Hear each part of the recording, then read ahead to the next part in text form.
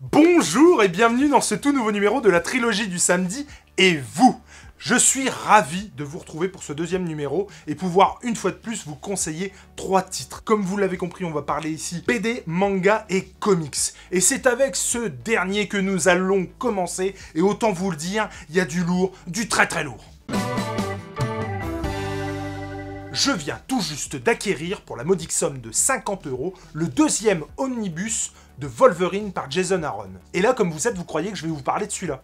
Que nini! Je vais vous parler du premier omnibus, que j'ai dévoré, léché, apprécié à un point inimaginable, et il fallait que je vous en parle, et c'est le moment de le faire! Alors autant vous le dire tout de suite, cet omnibus va être compliqué à trouver. Pour ma part, je l'ai chopé d'occasion, honnêtement, comme neuf, à 40 balles sur le bon coin. Donc il y a quand même moyen d'arriver à le faire. Mais il est vrai que l'omnibus standard à 70 balles que vous pourrez retrouver dans toutes vos librairies, ça va être chaud, je vais pas vous le cacher. Mais bon Dieu qu'il les vaut, ces 70 balles. J'ai adoré, j'ai pris un pied monstre avec ce premier omnibus. Comme je vous le disais donc, scénarisé par Jason Aaron et dessiné par non pas moins que Yannick Paquette, Andy Kubert, Garnet et Ribic. Alors autant vous le dire, c'est un Wolverine badass, un Wolverine griffu, un Wolverine animal que vous allez pouvoir retrouver au cours de ces épisodes. Et autant vous le dire, dans cet omnibus, on va sombrer dans le sang, le crachat, le crade et le dégueulasse. Vous pourrez donc retrouver Logan dans tous ses états, aussi bien prisonnier avec un mode d'emploi, je dois dire, pour garder en respect le Volvi, tout comme mener une alliance malsaine avec Mystique, interné dans un hôpital psychiatrique où un moment je vous vois venir, vous allez douter, traqué dans la jungle façon Predator, ou même un Back to the Future spécial griffu. Et au détour d'un bar, affronter la pègre chinoise pour en devenir, par le plus grand des hasards, le chef des dragons noirs. Mention spéciale à un épisode empli d'émotions où on peut voir le plus bagarreur des X-Men mener un chemin plus qu'initiatique, dicté spirituellement par un Diablo apparemment mort. Je dois le dire, cet épisode m'a retourné et définitivement, ça fait le café. Encore une fois, je ne saurais que trop vous conseiller de vous ruer sur ces épisodes. Quant à moi, je fonce lire l'omnibus numéro 2. Et autant vous le dire, on n'est pas du tout à l'abri de reparler de Jason Aaron et de Wolverine dans les prochains numéros de la trilo, puisqu'il a aussi scénarisé Wolverine and the X-Men, et autant vous le dire, j'ai kiffé. Le comics, ça c'est fait, maintenant on passe à la BD. Vous connaissez maintenant mon amour inconditionnel pour la guerre des Lulus de Régis Sautière et de Hardock. C'est une bande de jeunes chenapans, un groupe essayant de survivre pendant la Première Guerre mondiale. Après avoir lu cette série, c'est tout naturellement que j'ai essayé de trouver la même chose pendant la seconde. Et je suis tombé sur le réseau Papillon. Une bande dessinée scénarisée par Franck Dumanche et dessinée avec brio par Nicolas Otero. Et autant vous le dire, cette BD devrait être prescrite par l'éducation nationale. On y retrouve donc en juin 1940 4 gamins, au nom de code bien défini. Le chef, le doc, la princesse et Bouboule.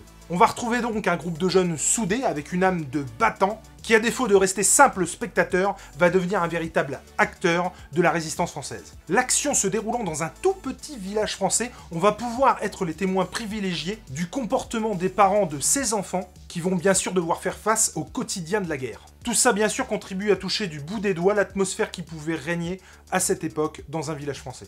Le fait d'apprendre par notre petite équipe qu'un convoi ferroviaire va transporter des œuvres d'art, vont faire l'objet d'un vol prochain par l'armée allemande, finit de décider notre petite équipe à enfin entrer en résistance. J'adore le fait que ce soit un objet culturel qui amène les enfants à prendre les armes. C'est grâce à des œuvres comme celle-ci que nos enfants, et en particulier les miens, puisqu'autant vous dire que ma fille va avoir très rapidement ce premier tome entre les mains, avec lequel elle va pouvoir découvrir en images ce qu'on a pu lui apprendre à l'école, ou ce que nous-mêmes, nos parents, avons pu lui dire sur notre passé. Et je trouve très malin de raccrocher cet ouvrage à la réalité, puisque des personnages comme Hitler ou même Göring sont présents dans cette œuvre. Sans pour autant s'étaler dans la biographie de ces sinistres personnes, je trouve que c'est le moyen idéal pour une fille de 7 ans d'aborder et d'entendre ces noms qui résonneront encore dans son apprentissage scolaire dans bien des années. Je vous encourage donc bien sûr à vous faire votre propre opinion en lisant le réseau Papillon, quelque chose comme 11,95 dans toutes vos librairies, et à mettre dans les mains des plus jeunes et des plus vieux des exemplaires de cette BD. La BD c'est terminé, on passe maintenant au manga. Le manga dont je vais vous parler aujourd'hui n'en est, à mon sens, pas vraiment un.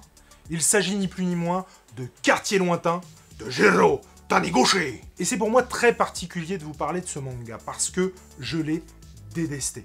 Je ne l'aime pas du tout. Alors je vous vois venir derrière votre écran d'ordinateur ou assis tranquillement dans votre canapé, vous vous dites sûrement « Mais Jules, bon Dieu, mais pourquoi tu nous parles d'un truc que t'as détesté ?» Eh ben justement, parce que eux, ils l'ont aimé. Moi vraiment je vous conseille très fortement Quartier Lointain, c'est un des mangas qui m'a le plus bouleversé de tout ce que j'ai lu pour l'instant je pense. Et vraiment c'est un voyage plein de mélancolie, plein de tendresse et plein de nostalgie, vraiment qui vous fera du bien. Et je vous conseille vraiment ce manga. Je vous conseille vivement de tenter la lecture de Quartier Lointain, c'est un manga absolument génial, en tout cas je le crois, et ne pas tenter le coup sera à mon sens complètement déraisonnable. À bientôt. 4. Il me faut trouver une belle rime en teint, une commençant par lu, par mu ou par pu. Et vous ne parlez point de quartier lointain. Aussi, je crois que l'on peut se le mettre au cul. Personnellement, moi, ça ne l'a pas fait, ça n'a pas marché. Je me l'explique pas, je ne le comprends pas. Il y avait tous les ingrédients dedans pour que je surkiffe, pour que j'adore ce manga. Mais force est de constater que ça n'a pas fait mouche et que ça a eu l'effet inverse. Alors que je lui reprochais de ne pas me procurer d'émotion, je défendais mon point de vue, mon opinion, et je disais à quel point je l'avais détesté. Alors vous vous dites, oui, ton argument, c'est un peu tiré par les cheveux. Attendez, on va être clair sur le sujet. Je peux me tromper. Moi, j'ai pas aimé.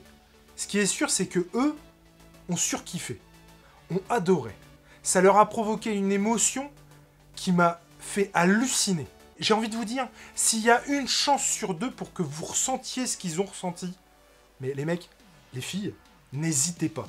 Foncez lire Quartier Lointain. Vous avez une chance sur deux de passer un super bon moment et de vous souvenir d'un ouvrage toute votre vie. Ça n'a pas marché sur moi, mais ça marchera peut-être sur vous. Quartier Lointain, je ne lui donnerai plus jamais sa chance. C'est terminé. Parce que j'ai beau me refaire le film dans la tête, jamais je ne ressentirai ce qu'ont pu ressentir ces mecs. Par contre, je redonnerai, bien sûr, une chance à un titre de Taniguchi. Et j'ai fait le pari avec l'un d'entre eux d'en relire un très prochainement. Mais chut, c'est un secret. Tout ça pour dire qu'on a un rapport très individualiste à une BD, à un manga ou un comics. Et que des fois, quand on le prête, et ça m'arrive avec Nico, et ça m'arrive avec d'autres donc, des fois ça marche pas. C'est pas grave. Et franchement, vu l'impression qu'a laissé cet ouvrage sur mes camarades, je serais le dernier des couillons de ne pas vous conseiller d'aller le lire de toute urgence. Alors Quartier Lointain, qu'est-ce que c'est?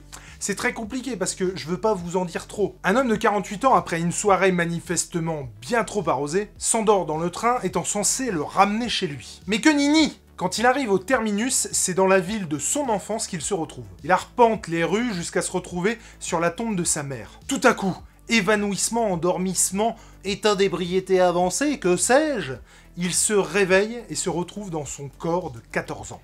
On va parler vite fait du dessin. Le dessin, c'est quelque chose de, effectivement, à consonance, à résonance asiatique dans le dessin, mais il y a quand même quelque chose de très très franco-belge. Déjà, il se lit de gauche à droite, et non de droite à gauche, comme la plupart des mangas. Ensuite, c'est un trait fin et clair. On est presque à la ligne claire. Mais attention, ça c'est contemplatif et c'est une tranche de vie.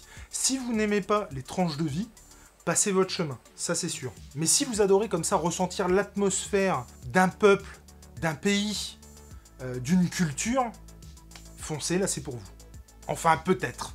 Parce que moi, même si j'adore ça, voilà, l'œuvre n'a pas fait son taf sur moi. Mais c'est pas grave, prenez le risque. Ça coûte 30 balles, c'est édité chez Casterman, et au pire, vous le détestez, vous le donnez à un pote, vous l'offrez à quelqu'un. On sait jamais, sur lui ça marchera peut-être, sûrement même, vu la proportionnalité, et vous pourrez faire ressentir à un de vos proches quelque chose de très particulier. Et donc j'en profite ici pour m'excuser auprès de mes camarades qui n'ont trouvé en face d'eux qu'un balourd piétinant leurs émotions, mais attention, je tiens à le préciser, c'est pas que j'ai tort, c'est que c'est eux qui ont raison. Et encore une fois, faites-vous votre propre opinion et allez choper ce manga, non dedans. Par contre, s'il y a quelqu'un dans l'assistance qui, comme moi, a détesté ce manga, merci de le dire en commentaire, je me sentirai moins seul. Si vous avez aimé cette vidéo, je ne peux que vous conseiller de la liker, commenter, partager, et pourquoi pas les trois. Quant à moi, j'estime que vous avez de quoi grignoter pendant les prochaines semaines, au moins jusqu'à la prochaine trilo. Alors je vous dis bisous, et à ciao.